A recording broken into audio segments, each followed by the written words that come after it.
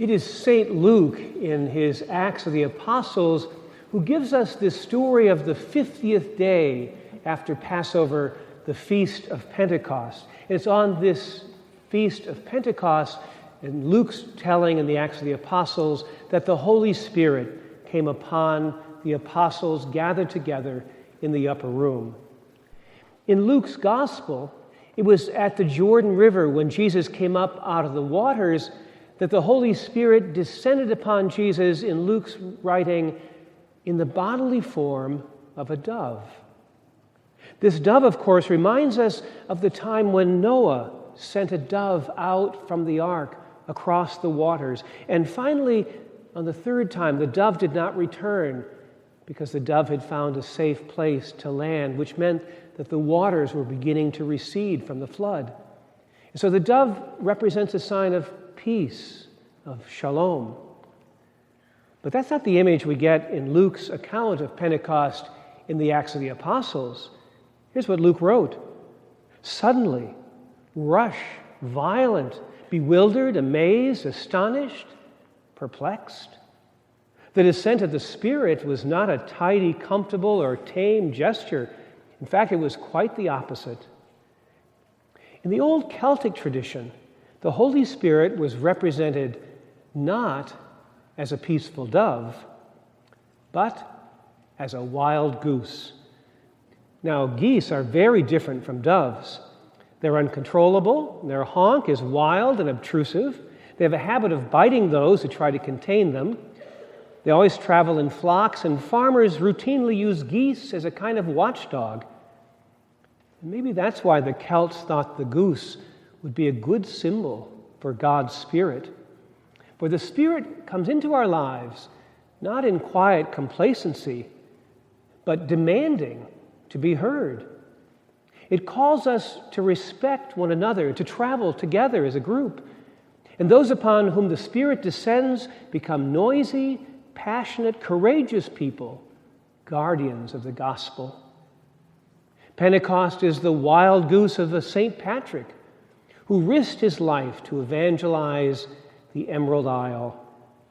It was one of the first Jesuits, Francis Xavier, who traveled to China and died there in order to spread the gospel.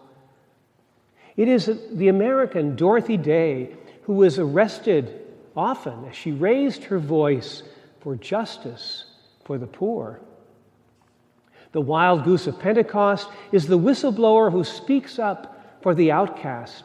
Civil rights leader Reverend William Barber was convicted this past Thursday for being too loud in his 2017 protest at the North Carolina General Assembly. He was demanding health care for the poor.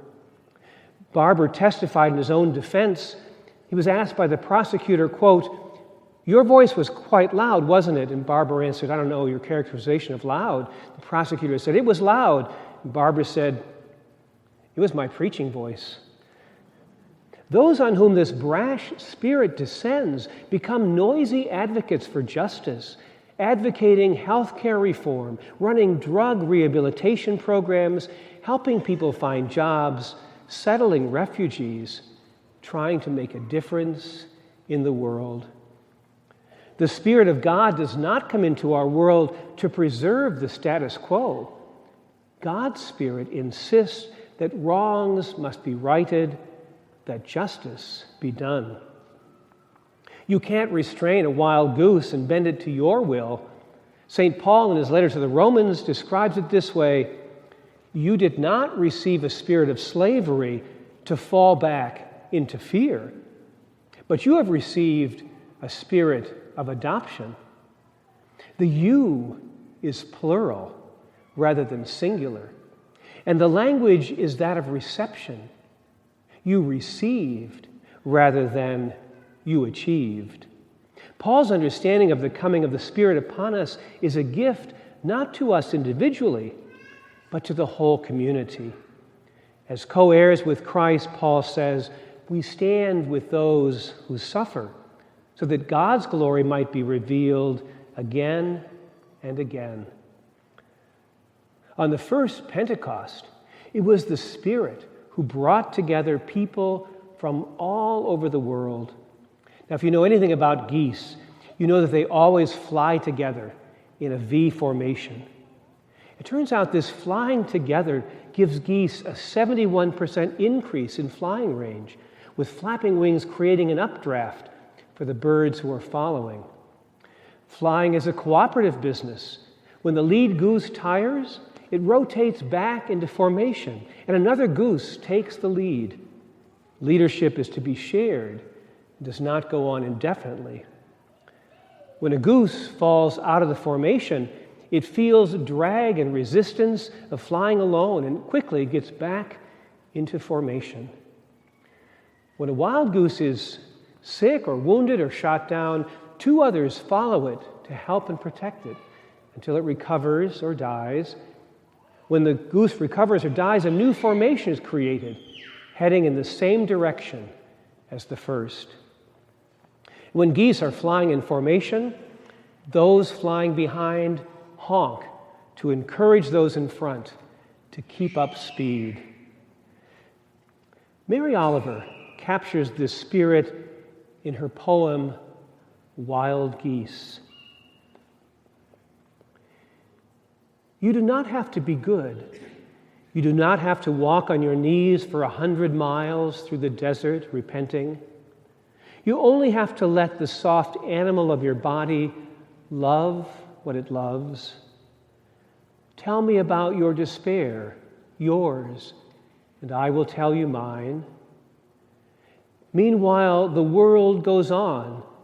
Meanwhile, the sun and the clear pebbles of the rain are moving across the landscapes, over the prairies and the deep trees, the mountains and the rivers. Meanwhile, the wild geese, high in the clear blue air, are heading home again.